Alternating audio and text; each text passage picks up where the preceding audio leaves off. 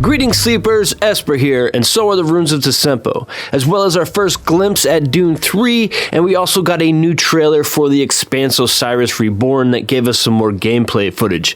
So we'll be going over all that and some of the other updates in today's video. First, let's look over the new Overworld location that just came in with this patch, the Ruins of Tsimpo. Now, this is a gloomy area that gives you a feeling of eerie unease when you start searching around here, and I have to say it's pretty cool. I definitely enjoyed doing my first couple of quests in here.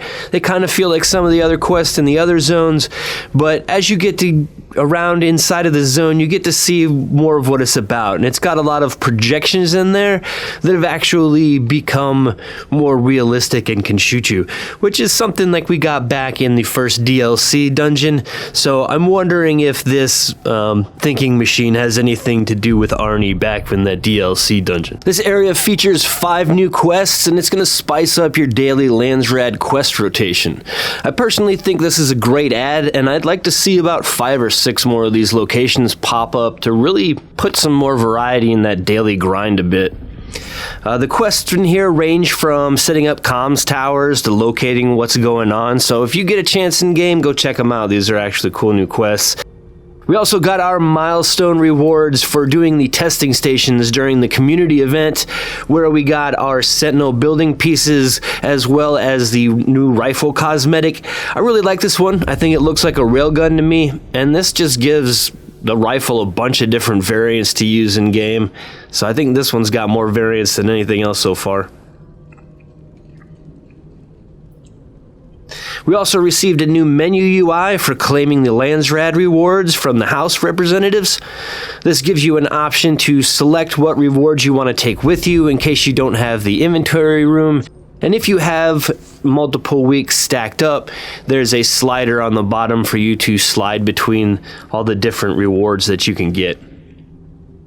Now, with all these new changes, they also made a lot of fixes, but the game has just been in a very buggy state since Chapter 3 dropped, and it's at this point that I'm really just waiting on server merges while I do all my daily quests just to progress my character. I feel like some of these testing stations and things would be more fun in groups, and while some of these servers are dead, my server is not super lively with people trying to get together and do things, so I really think that that would be great. However, the server merges that were supposed to happen sometime in the end of this month, being March, are now getting pushed back into sometime in April. So here's a list of all the NA servers that we know that they are going to be shutting down. So if your name of your server is on this list, you might as well move now. You will be getting shut down at some point in the future. Just make sure the one that you move to is not one of these servers. These are all going to be shut down. I'm pretty sure you can't server transfer at the moment to any of these servers unless you have a friend already on one of them. So that's all that we know so far about server merging. When it's actually going to happen, we'll see. They've done a lot of new updates in the playtest client that are in preparations to bases not getting set up right and how you can reclaim your stuff and default all of that, so that they've worked around all the problems that may come up before they actually deploy this patch and have to deal with them afterwards, kind of like they're doing with Chapter 3 now. We also got our first peek at Dune 3 with the official announcement trailer, which gave us the release date of December 18th. Now, it'll be interesting to see what Denis Villeneuve did with this final chapter in the Dune trilogy. We know that it's going to be set 17 years after the events of the second movie, meaning it's going to take place in Messiah and also in Children of Dune, the next trilogy that follows the original trilogy.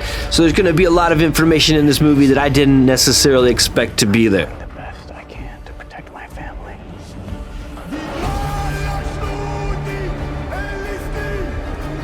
Now we know that Duncan comes back as a Gola, much like our character in Dune Awakening, and he trains the Atreides.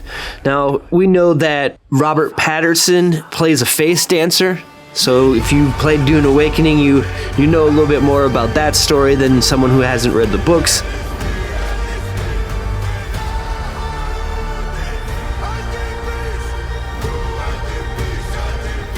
And this one just looks amazing to me. I love what he's done with the first two movies, cinematography and story-wise, so I'm really looking forward to seeing this one in IMAX the day it releases. I'm not afraid to die. And today we got a first glimpse gameplay trailer of Osiris Reborn, my second favorite sci-fi universe, The Expanse. This is an RPG that's set up sort of like Mass Effects, and if you've ever played Mass Effects, you know how amazing it is as far as story goes. It's really deep. I don't think I've 100% at any of the Mass Effects as far as going in and talking to all the people in all the towns and getting all the side quests. It's just a lot. It's a really deep game. So to have a universe that I care more about like The Expanse and something like that is going to be a lot of hours of fun. So we're going to be covering this game as well up to its release, and then after it comes out we'll be having all sorts of videos for it. Series belongs to Belters.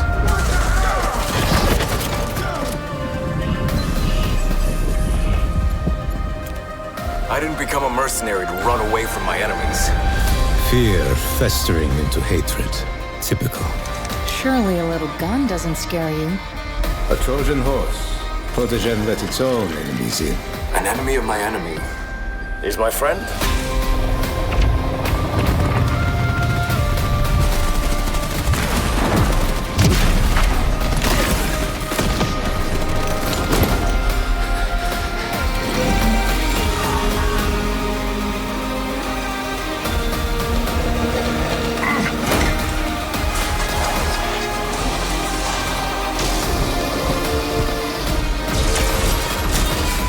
We have to find our own answer.